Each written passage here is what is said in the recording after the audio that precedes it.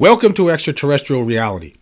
Dartmoor is a highland region in southern Devon in southwest England that covers about 368 square miles. It provides a wildlife habitat. It's rich in antiquity and archaeological artifacts, and it's a very popular tourist attraction. It's also a place of death for a lot of animals. Over the years, many animals have turned up mutilated under very mysterious circumstances, and there are really no answers for it other than the obvious answer, the one that we seem to try to we avoid for some reason. Like here in the United States and a lot of different states here in this country, cattle mutilation has been a thing for many decades now, and there's never any answer from government officials with regard to it other than lies. And we all know what it is. It's these creatures. They're doing it. They're responsible. I mean, it's not some satanic cult. It's not some predator that's capable of doing this. No, it's not the government sneaking around in pastures in the middle of the night and mutilating cattle for some sort of grand scheme to make it look like there's aliens here that are responsible for cattle mutilations. That's stupid. But that's how some people want to play it. But that's not the case. It's these beings. And I mean, I guess the only mystery is why are they doing it? I think it's probably food. They probably drink the blood. And who knows? They probably use the body parts for something too. I think it has to do with food. But that doesn't make me right. It could be for other reasons. Or it could be just doing some sort of testing or something. But I don't think that's the case. The human race needs to really open its eyes to what's happening around it.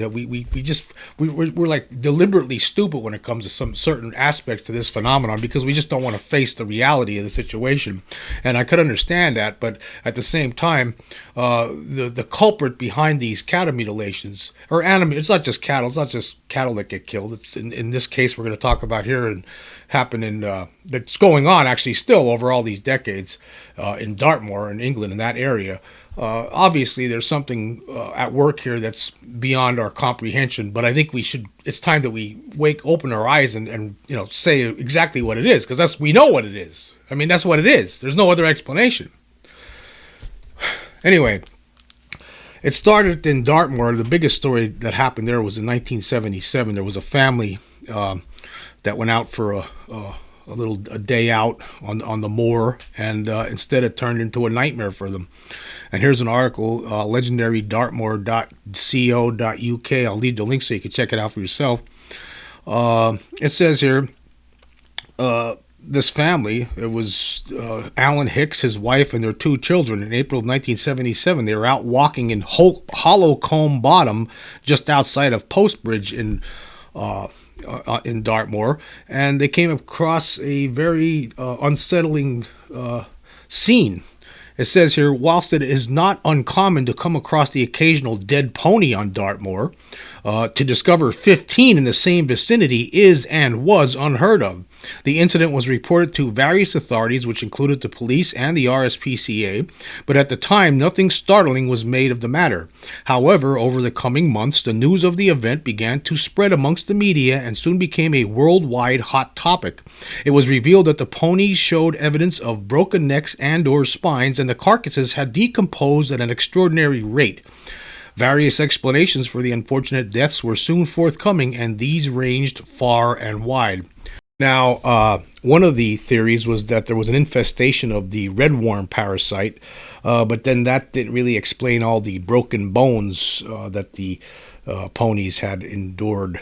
So that really, you can't really say it was that. I mean, how did the parasites break their bones and their necks? It just didn't seem plausible.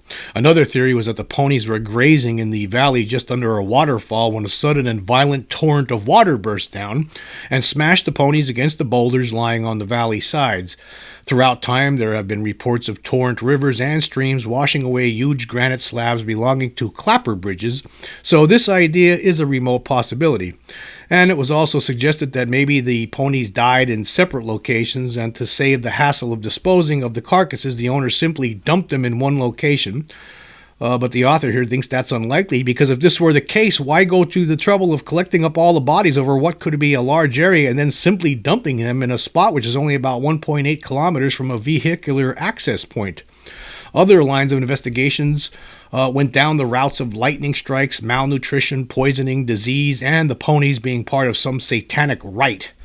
But then again, let's just stop there. They tried to pawn that one off us here in the United States, where people were suggesting that it was Satanists responsible. They're doing some sort of rituals and they're using cattle to do this. Well, I don't think that's not the case. No one's ever been caught here in the United States doing that, or in England for that matter.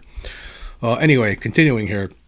It says, over time, the official lines of inquiry fell silent and no definitive explanation was or has ever been given, and those concerned with the investigation became mysteriously silent on the matter. Now we come to one more theory as to the causes of death as put forward by the Devon Unidentified Objects Center located in Torquay. As the name of the organization implies, their theory was that the pony herd was happily grazing in Hollow Combe Bottom when an alien spacecraft hovered overhead. The vortex from the craft's engine or propulsion method then created a mighty vortex which threw the ponies into the air, and then they fell to the ground, smashing themselves on the awaiting rocks and boulders. For some strange reason, there was never an outcome of this event, and the story simply faded or was officially helped to disappear into the murky realms of urban myths.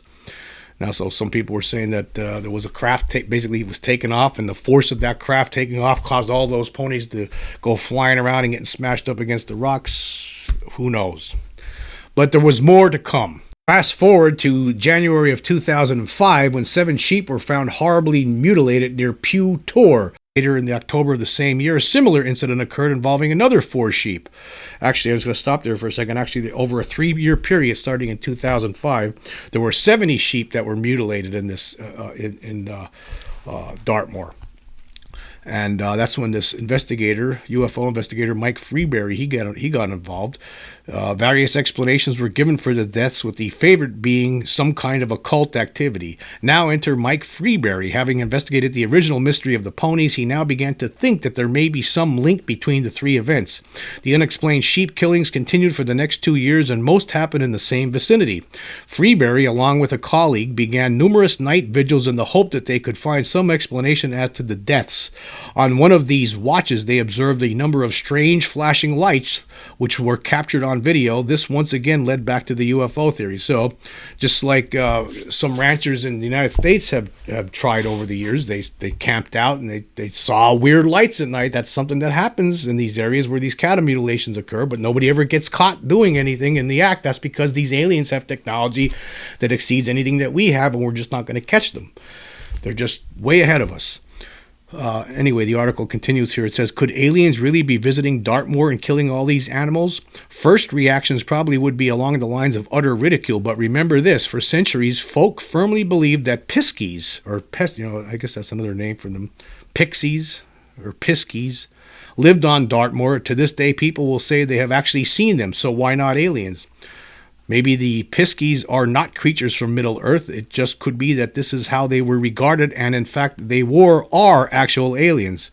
So that's possible. Yeah, maybe that's. I mean, if you look at all the old stories of fairies and pixies and piskies, or whatever you want to call them, gnomes. Maybe it's all. It's been alien the whole time. We've been dealing. They've been here the whole time, and we just never could. We never could figure it out. All we could do is come up with our own concept of what these creatures might be. Right now, a lot of people think that they're creatures from other worlds. Maybe in another 100 years from now, we'll have a different idea about where they're coming from. But there is something here. That's the bottom line. There is something here, and they are doing something. They mutilate cattle. They mutilate animals. They did something to these ponies. How did all these 15 ponies all of a sudden end up like that? Well, all with broken bones and mutilated. And then after that, over the years, all the sheep that ended up dying. Over a 3-year period, 70 sheep were mutilated with blood drained out of them and body parts removed surgically. Same way as a lot of the cattle in the United States have been reported, and in Australia. There's places throughout the world where this is happening. We talk about it a lot on here, and obviously, it's to me, it's apparent. I mean, this is an alien calling card if there ever was one. I mean, there was no other explanation for it. I mean, animals don't have the ability to go in with laser technology and remove body parts from their prey. So you have to, it can't be them, right? And they're not going to be. Where's all the blood going? Obviously, the blood's being drained out of these bodies for some reason. Again, I think it's probably food. But see, we just, for some reason, we don't want to face this reality. I get it, but at the same time, it's just the way things are. It's just because you don't like something doesn't mean you can't have to pretend that it doesn't exist, that it's not real. But that's what's going on here, I believe. Now, apparently, there was a book written about this. Mike Freeberry wrote a book, Killers on the Moor, and you can't get it. I'd love to read this book. But it's out of print at this point. That you could buy it, but it's an exorbitant cost on eBay, and I'd have to have it sent here from the UK, and it would be a lot of money. But so I'm gonna hopefully it'll get reprinted at some point here. But anyway, he did write a book on this, and he did investigate this along with somebody from the Cornwall UFO Research Group, Dave Gillum. And they both looked into this, and here's what it says on this cornwallufo.uk site where they talk about that book. It says, Killers on the Moor is the first and so far only book to deal with the animal mutilation problem from a United Kingdom perspective. The animal mutilation problem has plagued other countries, in particular North America, and Mike Freeberry's book exposes the problem in Britain. Now, this book came out in 2014. Unfortunately, like I said, 2013. It's hard to get at this point. For those who are not aware of the animal mutilation problem, then this book will be invaluable, as all the issues surrounding this sinister problem are discussed in detail. The book is in 4 parts, and part 1 details the Dartmoor ponies incident of 1977, describing also the strange events that also took place in that year. A whole chapter is devoted to UFO sightings around Dartmoor during 1977 and 78.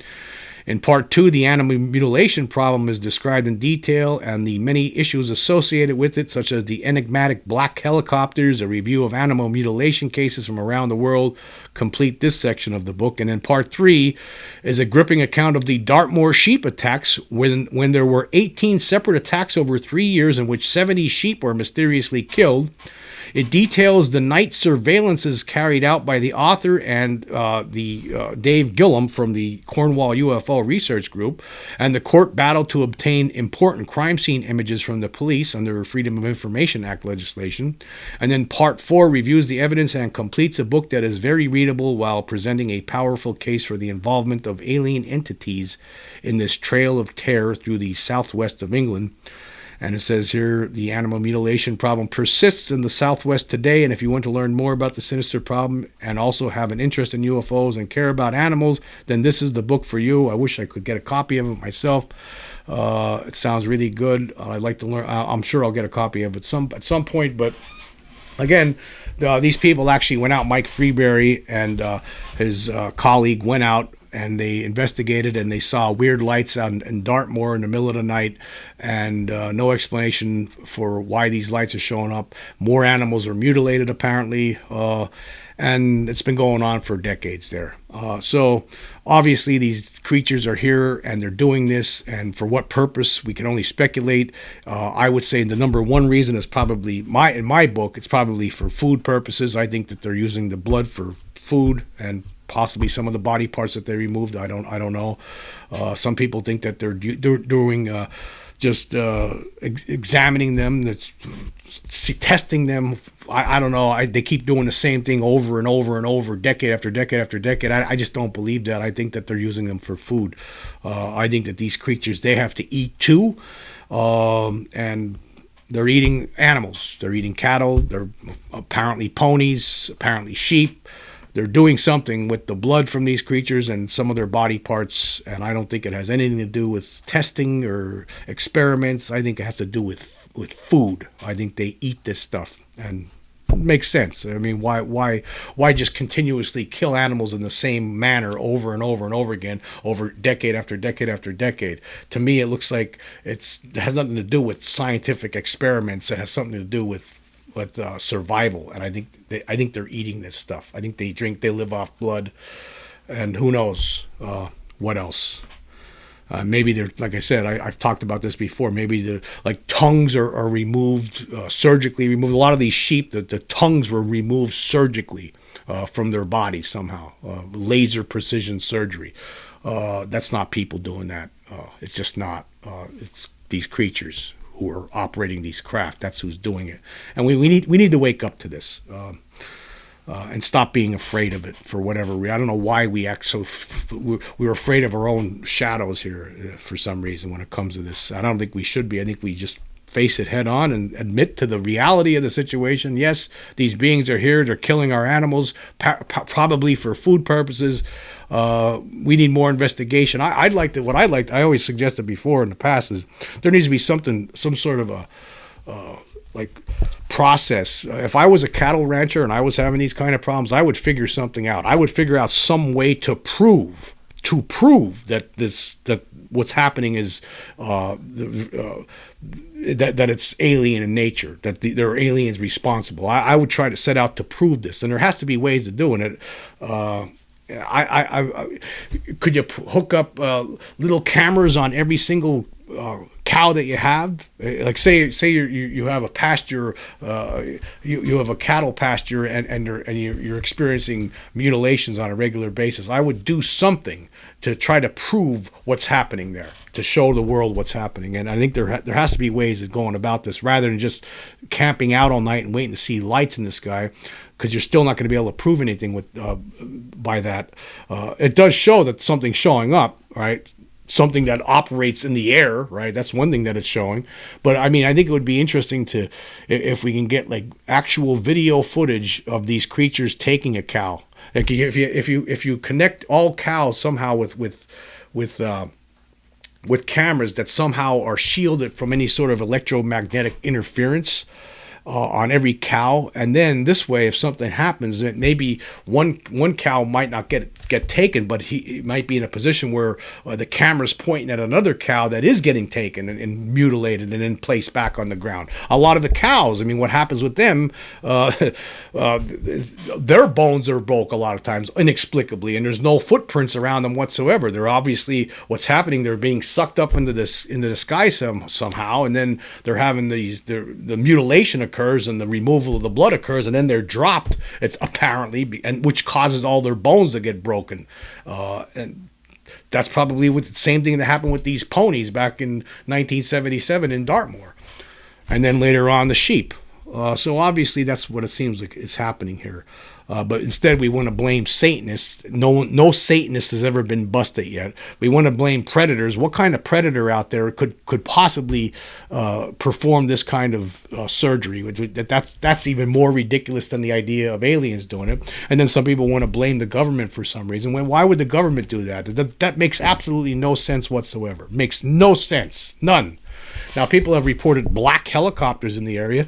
How do we know that they're government helicopters? In fact, in Dartmoor, not just in the United States, in places like Colorado and New Mexico and other states, Oklahoma, where a lot of cattle mutilations occur, sometimes people not only see weird lights in the sky at night, but sometimes they report seeing black helicopters. Are we sure they're helicopters? Soundless black helicopters. They don't make any sound.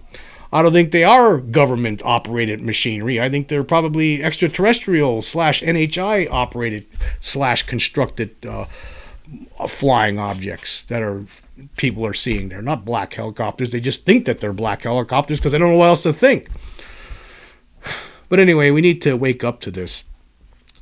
Anyway, moving on, I want to talk about a strange story that I came across here in Stan Gordon's book, CRYPTIDS. And I might have brought this one up before, but it's worth talking about again. You know, just recently I did a show about how I think sometimes these creatures are testing us. Right, like for instance, I talked about the 1955 Kentucky goblin spree. Of course, that was in Hopkinsville, Kentucky, where 10 people at least or a dozen people. I think it was it was about a dozen people in a farmhouse in this middle of nowhere, and all of a sudden they're besieged by these little creatures, these little goblins, and they would shoot at them and it wouldn't harm them at all. And they called the police. The police showed up. The things disappeared, and the police left, and the things showed back up again, and there were all these witnesses to it, and the whole night all these people were shooting at these creatures and nothing was happening to the creatures, and that was the story. That was it. I mean, they all saw it, they tried to shoot them, and then they disappear.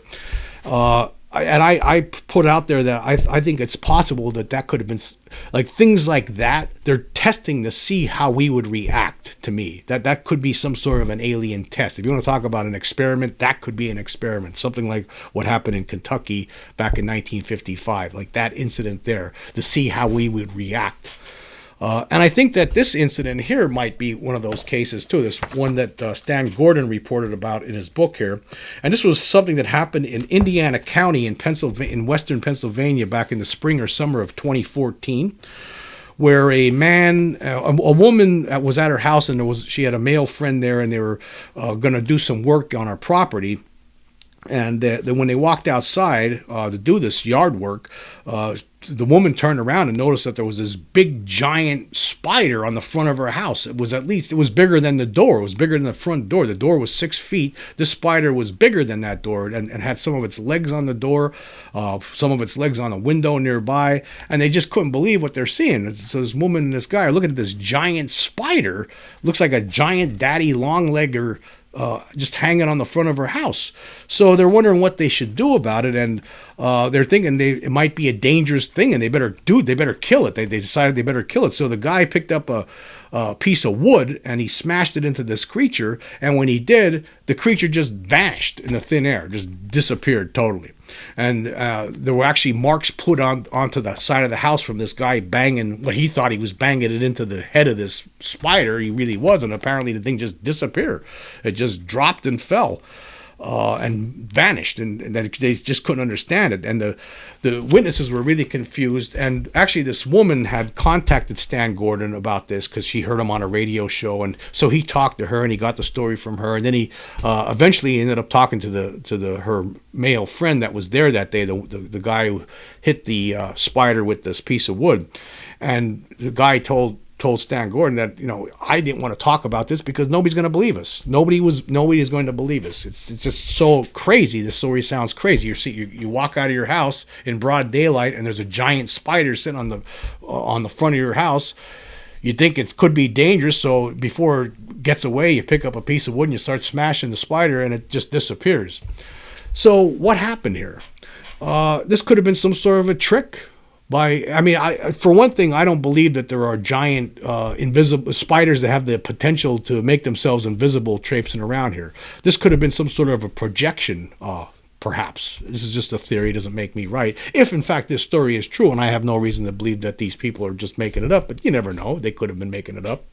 But say it wasn't made up and they really did see this, and then it disappeared just the way they said it disappeared. Then how do you explain it? Could it have been a test to see how these people would react to something that they don't understand? And that again, it could come down to us being tested sometimes by these beings to see where we stand, where we are at certain moments. I don't think everybody would react that way. I don't think I would have killed that spider. I think I don't know why. I would have tried to take a picture of it. Apparently they didn't have a camera handy with them at the time when they saw this thing. Unfortunately, that would have been nice to have a picture of it. I would have loved to have seen that. I think that it could be a test. I mean, sometimes I think that maybe they were projecting this giant fake insect onto the house just to see what the reaction of the humans would be. And what did the humans do? They tried to kill it. That's what they tried to do. See, that's the problem with the human race. What we don't understand, we immediately move to kill it. That's the problem with the human race. And I think that, you come across something like that, a giant spider, despite how scary it might be, I don't know if you go try to killing it, but I guess you have to be there. You have to be there to, until you are put in that kind of situation, you're not going to know how you're going to react, I guess. But at the same time, I mean, would you want to kill something that could be no one's ever seen before? I mean, because that's what it would be. If you saw something that big, a spider that big, you're going to know in your head that, my God, this isn't right, right? You might want to, do it whatever you possibly can to get a picture of it, but killing it, man, I don't know. But then again, though, how else could you possibly prove what you saw unless you did try to kill it? They were thinking that. They were thinking they could kill it and then they could show it to somebody who's an expert, and that expert could tell us, tell them what it is, or if it even is supposed to exist or not. But then again, that could have been an experiment. The whole thing could have been an experiment, just a test to see how these people would react to something like that. And their reaction was, okay, let's kill it quick here. We don't understand this thing. Maybe it's dangerous. Let's grab a piece of wood and smash its head in. And that was the test. Whether the aliens considered that the people flunked or passed the test, who knows? Maybe it's not that kind of a test, right?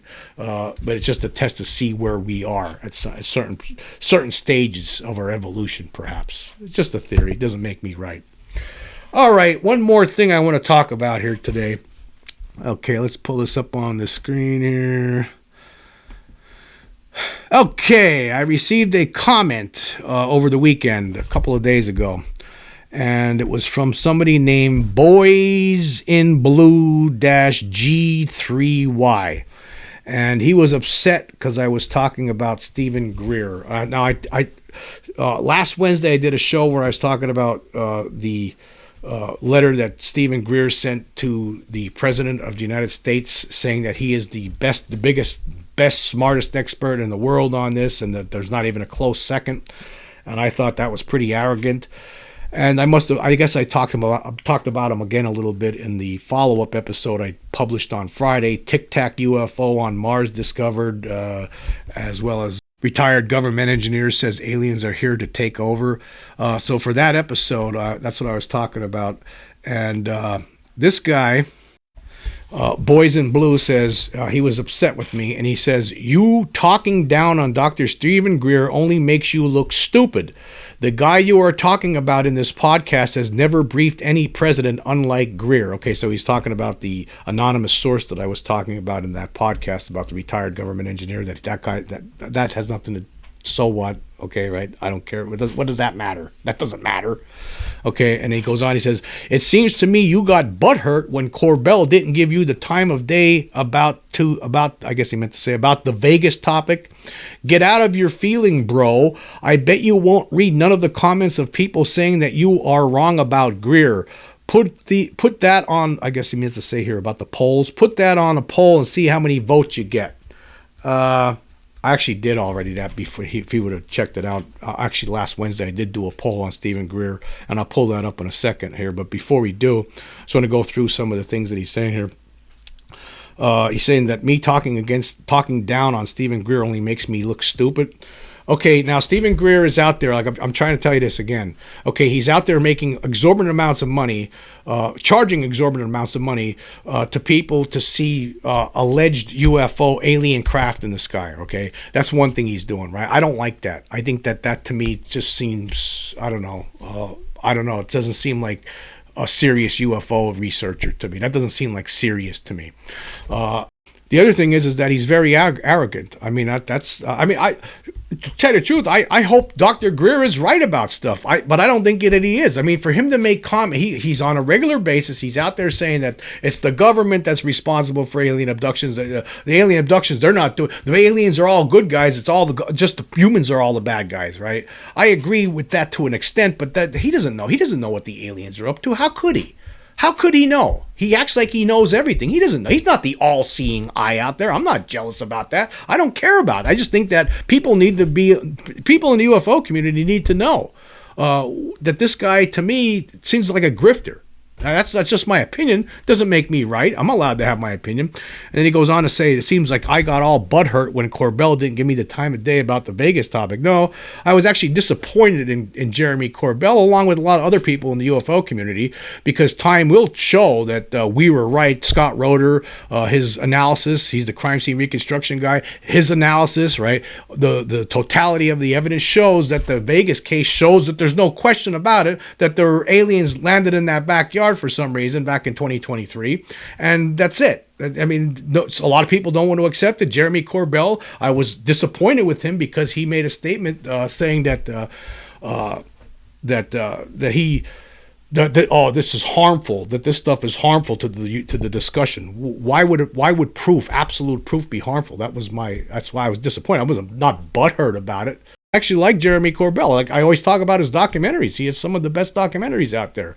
He did the Patient 17 about the alien implants. That was good. He had another good one with Bob Lazar. He has a great show that he weaponized, that he has with George Knapp. So no, I was disappointed. And then he talks about me getting out of my feeling, bro. No, it has nothing to do with that. Again, and then I just want to read this sentence here. He says this: I bet you won't read none of the comments of people saying that you are wrong about Greer. I just want to read that sentence one more time. I bet you won't read none of the comments of people saying that you were wrong about Greer. And then, of course, he says I should put a poll on. I've already done that, actually. Let's pull the poll up and see what they were saying on there about my Stephen Greer question that I asked. Yeah, for that episode, I asked this question, and there was 45 votes so far with 24 days left. I asked this question: is Dr. Stephen Greer the world's leading UFO expert, and by a wide margin? Let's see what the people say. Only 8 people, or 17.8%, say yes, while 37 people, or 82.2%, say no. I agree with the majority here. A majority of the people that listen to my show do not believe that Stephen Greer is the world's leading UFO expert. And by a wide margin, like he says, he's not. He's just not. He's somebody who I believe, did a good job in the early days when he first got involved, when you first saw him, right, back in the late 90s and the 2000s, right? These days, not so much, right? Not so much. I don't believe. I think he's desperate for attention, and he'll do and say anything to keep himself relevant. That's what I think. Doesn't make me right. That's just how I feel about it. As far as being butthurt over Jeremy Corbell, hey, I think that Jeremy at some point will look at this stuff, and he'll agree with this. He'll agree. I mean, it's going to be impossible not to. Anybody who does the research on the Vegas case is going to know that this really happened, and the video provides that final nail in the coffin. And unfortunately for Boys in Blue, I don't think there's any place for you here. And one of my subscribers wants me to. I've received this kind of request before. I've created this new place, a special place for some people who leave special comments, and it's called the Cornfield. And I'm gonna have to send Boys in Blue to the Cornfield. Here we go.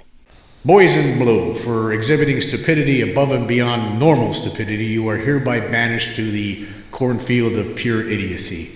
Goodbye.